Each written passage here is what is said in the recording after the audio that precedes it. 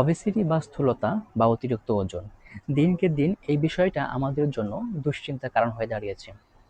মোটা মানুষ মানেই যে স্বাস্থ্যবান, বিষয়টা কিন্তু এরকম না। একজন মানুষকে স্বাস্থ্যবান হতে গেলে তাকে ফিজিক্যালি এবং মেন্টালি হেলদি থাকতে হয়। তার জন্য কিন্তু মোটা হওয়া জরুরি নয়। আজকের ভিডিওতে আমরা অবেসিটি বা স্থূলতা নিয়ে বেশ কিছু গুরুত্বপূর্ণ তথ্য জানার চেষ্টা করব, বিশেষ করে এর কারণ, প্রতিকার, প্রতিরোধ এবং কিছু কমপ্লিকেশন, অর্থাৎ কোনো ব্যক্তি যদি অবিস হয় বা অতিরিক্ত মোটা হয় তাহলে তার শরীরে কোন ধরনের ডিজিজ তৈরি হতে পারে। তো প্রথমে একটু জানার চেষ্টা করি অবেসিটি আসলে কি। যখন আমাদের শরীরে স্বাভাবিকের চেয়ে বেশি পরিমাণ ফ্যাট বা চর্বি জমা হয় তখন ওই অবস্থাটাকে বলা হয় অবেসিটি। আর এই অবেসিটিটা কিন্তু মাপার জন্য একটা ফর্মুলা থাকে। কারণ আপনি অবিস কিনা সেটা কীভাবে বুঝবেন, তার জন্য এই ফর্মুলাটা কাজে লাগাতে পারেন, যেটাকে বলা হয় বিএমআই ফর্মুলা বা বডি ম্যাস ইন্ডেক্স ফর্মুলা। সেক্ষেত্রে আমরা ওই ব্যক্তিটার ওজন কেজিতে নেই এবং তার হাইটটাকে মিটারে নিয়ে সেটা বর্গ করতে হয়।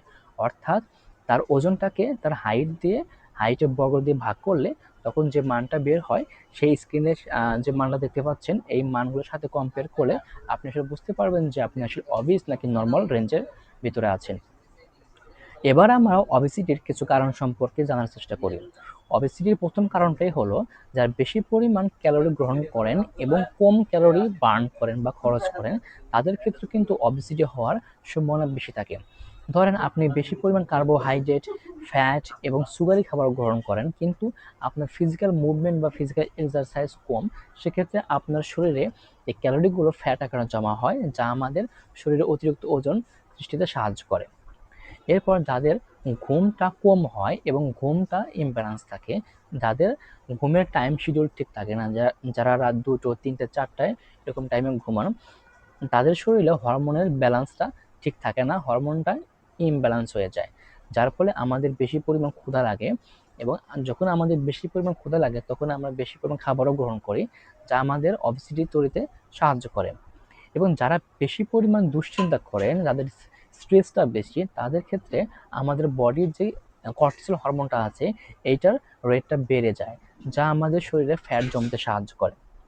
এরপর জেনেটিক্যালি বা বংশগতভাবে যাদের পারিবারিক সূত্রে যারা বাবা মা স্বাস্থ্যবান থাকেন, তাদের ক্ষেত্রে কিন্তু বাচ্চাদের কিন্তু ওজন বেশি হওয়ার সম্ভাবনা বেশি থাকে, যা আমাদের অবেসিটিতে সৃষ্টিতে সাহায্য করে। এরপর লাস্ট অফ আমরা একটা কারণ ধরতে পারি, সেটা হচ্ছে হরমোনাল কারণ। যাদের শরীরে থাইরয়েড হরমোনের ইমব্যালেন্স আছে এবং ইনসুলিন রেজিস্ট্যান্স থাকে, তাদের ক্ষেত্রে কিন্তু অবেসিটি হওয়ার সম্ভাবনাটা অনেক বেশি থাকে। এখন একজন অবেসিটি ব্যক্তির শরীরে কোন ধরনের রোগ ব্যাধি বেশি হতে পারে? যারা অবিস তাদের শরীরে কিন্তু হাইপার টেনশন বা উচ্চ রক্তচাপ, হার্ট অ্যাটাক, ফ্যাটি লিভার মতো সমস্যা হতে পারে। এমনকি তাদের শরীরে ডায়াবেটিস বিশেষ করে টাইপ 2 ডায়াবেটিসের ঝুঁকিটা কিন্তু বেশি থাকে। যখন তাদের বডিতে অতিরিক্ত ওজন থাকে তখন কিন্তু জয়েন্ট পেনটাও কিন্তু বেশি হয়, বিশেষ করে হচ্ছে হাঁটুর জয়েন্ট পেন। এখন এই অবেসিটি থেকে আমাদের বাঁচতে হলে আমরা কোন ধরনের প্রতিরোধ ব্যবস্থা গ্রহণ করতে পারি? প্রথমত হচ্ছে আমাদের ব্যালান্স ডায়েট গ্রহণ করতে হবে। আমাদের সঠিক পরিমাণে খাবার, বিশেষ করে শাকসবজি, কার্বোহাইড্রেট, প্রোটিন, ফ্যাট সবকিছু আমাদের ব্যালেন্সলি গ্রহণ করতে হবে। এবং আমাদের কিন্তু ফিজিক্যাল মুভমেন্টটা মাস্ট করতে হবে। কমসে কম হচ্ছে আমাদের প্রত্যেকদিন 30 মিনিট হাঁটতেই হবে এবং আমাদের সঠিক সময়ে ঘুমাতে হবে। বেশি পরিমাণ বা সঠিক পরিমাণ হচ্ছে আমাদের পানি পান করতে হবে। দুশ্চিন্তা করানো যাবে না, রাত জাগা যাবে না। এই বিষয়গুলো যদি আমরা মেনটেন করতে পারি তাহলে আমরা এই অবেসিটি থেকে রক্ষা পাবো, যা আমাদের মরণ ব্যাধি বিভিন্ন ডিজিজ থেকে আমাদের রক্ষা করতে সাহায্য করবে, আমাদের বডিটাকে হেলদি রাখতে সাহায্য করবে। আমরা তো ছোটবেলা থেকে একটা কথা শুনে এসেছি যে early to bed early to rise makes a man healthy wealthy দ্যান ওয়েজ।